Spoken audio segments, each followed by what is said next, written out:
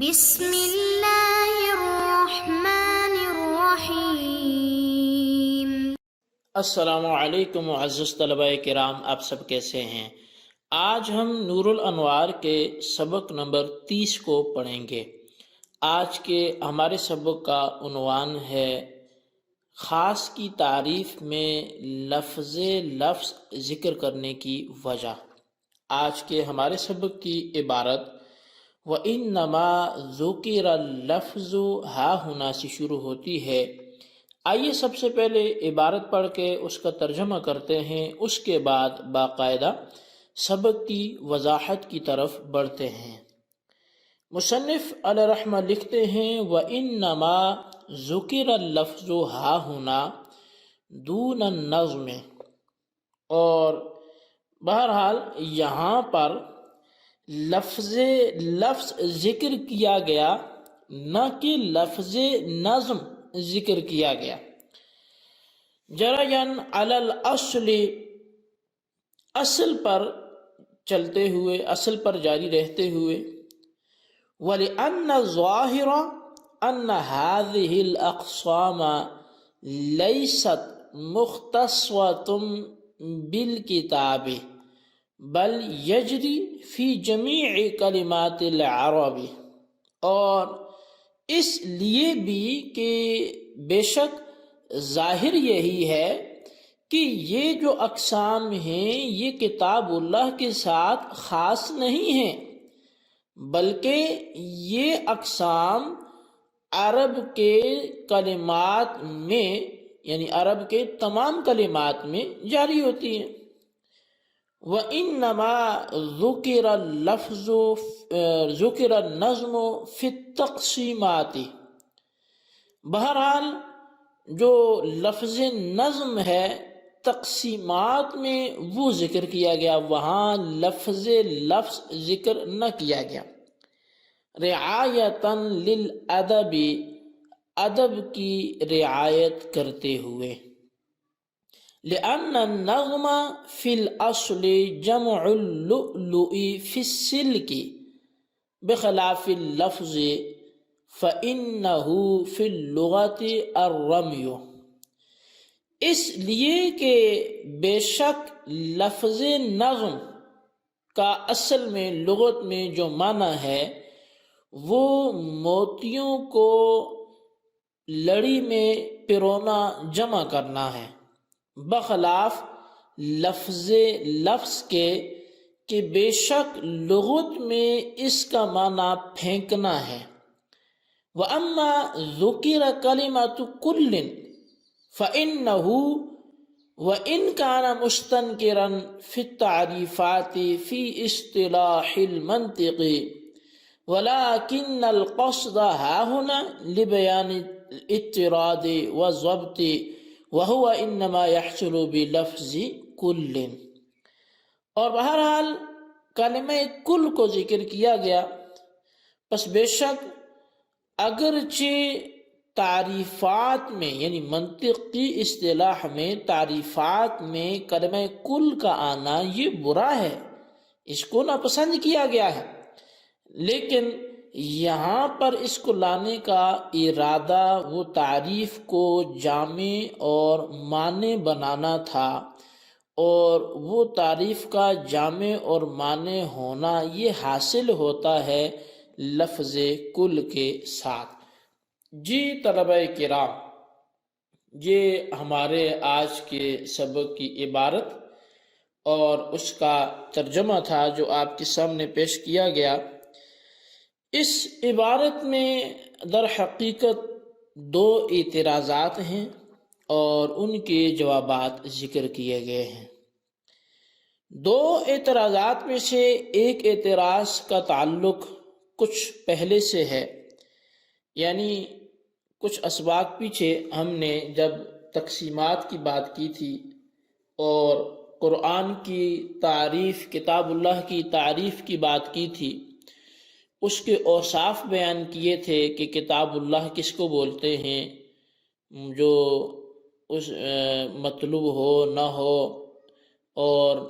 لفظ ہیں، نظم ہے، کیا ہے۔ تو وہاں اس سبق میں جو مطلب آج کا ہمارے سبق کا پہلا اعتراض ہے، اس کا تعلق وہاں قرآن لفظ کا نام ہے یا کیا ہے؟ وہاں جو لفظ استعمال مصنف نے کیے تھے قرآن کے لیے، تو وہاں پہ انہوں نے لفظ کا لفظ ذکر نہیں کیا، بلکہ وہاں نظم کا ذکر فرمایا تھا۔ اور اعتراض کرنے والا یہ کہتا ہے کہ وہاں آپ نے نظم کا ذکر کیا، لفظ سے احتراز کیا، اور جب کتاب اللہ میں سے ہی ظاہر ہے خاص بھی قسم ہے، عام بھی قسم ہے، تو جب ان کی تعریفات کی باری آئی تو وہاں آپ نے کہا کہ جی ہم ادب کرتے ہیں تو ہم نظم ذکر کریں گے، لفظ نہیں کریں گے، معنی کے زیادہ اچھے ہونے کے اعتبار سے نظم قریب ہے تو یہی ذکر کریں گے۔ لیکن یہاں پہ آپ نے وہی لفظ ذکر کر دیا جس کا معنی پھینکنا تھا، تو یہ پہلا اعتراض ہوا۔ تو اس اعتراض کا اگر ہم جواب دیں تو اس کے دو جواب بنیں گے۔ ایک جواب تو یہ ہے کہ لفظ کا ذکر اصل ہے، یعنی ٹھیک ہے کسی جگہ پہ ادب کے لیے اگر ایسا کیا گیا اور کہیں نہ کیا گیا تو اصل تو یہی ہے کہ لفظ ہی ذکر ہو، تو پس اصل کی رعایت کرتے ہوئے لفظ کا ہی ذکر کیا تو کوئی خلاف اصل کام نہیں ہوا کہ جس کی وجہ سے پریشانی کا سامنا ہو،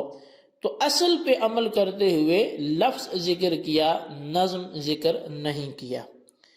دوسرا اس کا جواب یہ بنے گا کہ یہ اقسام کتاب اللہ کے ساتھ خاص تو نہیں ہے، یعنی یہ خاص عام یہ جو اقسام ہیں یہ کتاب اللہ کے ساتھ خاص تو نہیں ہے، بلکہ تمام کلمات عرب میں جاری اور ساری ہیں۔ پس جب یہ اقسام کتاب اللہ کے ساتھ خاص نہیں ہیں تو ادب کی خاطر نظم کا ذکر کرنا بھی ضروری نہیں ہوگا، مگر چونکہ تقسیمات کی تمہید کے موقع پر وَهُوَ اسْمٌ لِلنَّظْمِ وَالْمَعْنَى جہاں کہا گیا تھا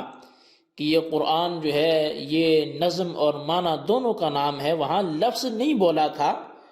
تو وہ کتاب اللہ کی بات ہو رہی تھی اور وہ کتاب اللہ کے ساتھ وہاں یہ الفاظ خاص کیے گئے، یعنی نظم کا لفظ بولا گیا، اس لیے وہاں ادب کی خاطر لفظ نظم کا ذکر فرمایا گیا،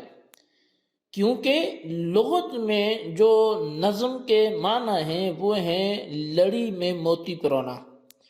یہ ایک اچھے معنی ہیں، ادب والے معنی ہیں، عمدہ ہیں اور تعظیم عزت کے لائق ہیں، جبکہ لفظ کے جو لغت میں معنی ہیں وہ اچھے نہیں ہیں، یعنی وہ معنی ہے پھینکنے کے، اور یہ پھینکنے کا معنی کسی چیز کو پھینک دینا، تو ذہن اس طرف جاتا ہے جب بندہ کسی چیز سے اک جاتا ہے، تھک جاتا ہے اور دل اس کو اکتا جاتا ہے تو اس کو پھینک دیتا ہے، کسی کام کی نہیں رہتی، تو پھینکنا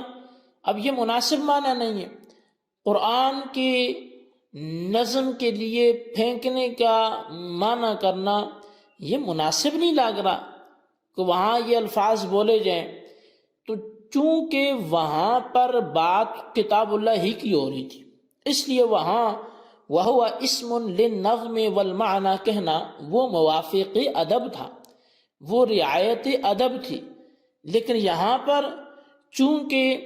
یہ خاص عام صرف کتاب اللہ کی اقسام نہیں ہے، یہ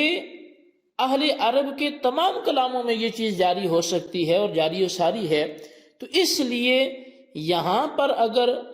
نظم کا لفظ نہیں بولا گیا تو کوئی بے ادبی نہیں کی گئی، بلکہ یہاں بولنا کوئی ضروری نہیں تھا۔ دوسرا اعتراض یہ ہوتا ہے کہ خاص کی تعریف کرتے ہوئے ماتن نے کلمہ کل ذکر کیا ہے، اور کلمہ کل افراد کے احاطے کے لیے آتا ہے، نہ کہ بیان ماہیت کے لیے، حالانکہ تعریف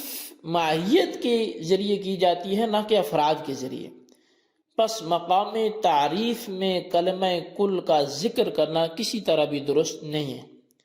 تو اس کا جواب یہ ہے کہ تعریفات میں کلمہ کل کا ذکر مناطق کی اصطلاح میں اگرچہ ناپسندیدہ اور برا ہے، مگر تعریف کو جامع اور معنی کرنے کے لیے اصولیین کے نزدیک کلمہ کل کا ذکر پسندیدہ اور اچھا ہے۔ اور یہ ہو سکتا ہے کہ ایک چیز ایک اصطلاح میں پسندیدہ ہو، دوسری میں نہ ہو، بس خاص کی تعریف میں کلمہ کل کے ذکر سے اہل اصول پر کوئی اعتراض واقع نہیں ہوگا۔ جی طلبہ کرام، یہ ہمارے آج کے سبق کے حوالے سے رودات تھی۔ تو در حقیقت آج کے سبق میں 2 اعتراضات اور ان کے جوابات تھے، جن میں سے پہلے کا تعلق یہ تھا کہ آپ نے نظم کا لفظ یہاں استعمال نہیں کیا، لفظ کا کیا کیوں؟ دوسرا یہ کہ تعریف میں کلمہ کل نہیں آنا چاہیے تھا۔ تو بہرحال ان کے جوابات دیے گئے، آپ خلاصتاً اپنے رجسٹر پہ ضرور نوٹ کریں، بالخصوص ان سوالات کے جوابات دیں۔ سوال نمبر 1 یہ ہے کہ تقسیمات میں نظم اور خاص کی تعریف میں لفظ استعمال کرنے کی وجہ بیان کریں۔ سوال نمبر 2 یہ ہے کہ کلمہ کل تعریفات میں استعمال کرنا اچھا نہیں ہے، یہ کن کے نزدیک ہے؟ اللہ تبارک و تعالیٰ سے دعا ہے جو کچھ ہم نے سنا پڑھا اسے یاد رکھنے کی توفیق نصیب فرمائے، آمین بجاہ النبی الامین صلی اللہ علیہ وسلم۔